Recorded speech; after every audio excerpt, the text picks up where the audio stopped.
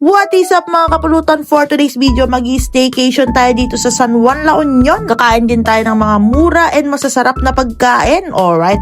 Kaya panoorin nyo ang buong video na to. I-share ko ang buong experience ko. Dito lang to sa may Full House Beach Resort located sa Barangay Orbistondo, San Juan, La Union. Beside the famous 7-Eleven here sa San Juan. Pagpasok nyo nga ay makikita nyo na ang napakaluwag nila na parking space. Kaya perfecto kung may mga sasakyan kayo, di nyo na kailangan mag-pay parking. Then nag-check-in muna tayo sa reception at sinilip yung ating room. Meron sila ditong kubo rooms good for 2 packs with common CR. Air condition na rin siya, 1,050 pesos on weekdays and tumataas naman yung rate nila pag weekends. Sinilip ko rin yung mga family rooms nila na good for 7 packs and 9 packs para pwede kong dalhin yung family ko dito sa susunod. Fully air condition na rin siya with sariling CR and veranda. For inquiries, pwede nyo silang i-message. Ito ang kanilang Viber number. Alright.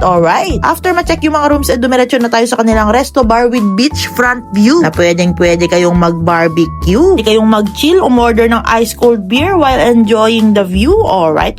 Sa food naman nila, ang dami nyong pagpipilian. From their soup dishes, kumpletong-kumpleto. Pero yung pinaka nagustuhan ko, yung kanilang bestseller na sinigang na lapu-lapu. Napaka-warm and fresh nung lasa ng sabaw. Meron din sila ditong mga chicken, pork, beef, seafood, pansit, at marami pang iba. At sa murang halaga, good for sharing na. Open ang resto bar nila everyday from 7 a.m. to 11 p.m. Pero take note mga kapulutan, hindi lahat ng mura, hindi masarap. Hindi lahat ng mahal, masarap. Kaya don't judge a book by its price. Kailangan natin matikman yan para malaman. Alright.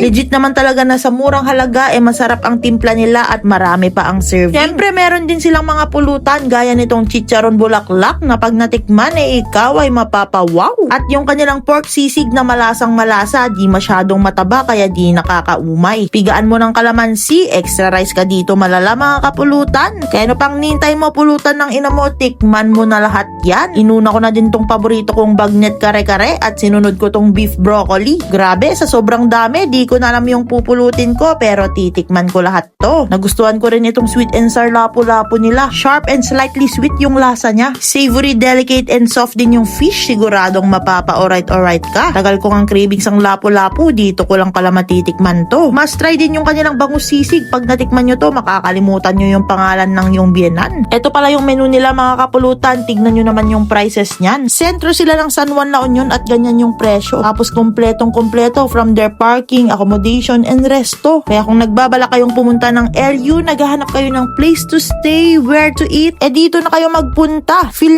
mo rin na nasa dagat ka kapag naka-fresh buko ka. 50 pesos lang yan. Dito lahat yan sa may Full House Beach Resort, San Juan, La Union. Pero pang nintay nyo mga kapulutan, tara na dito. Napakasulit at napakasarap. Wala na naman ako masabi kundi alright.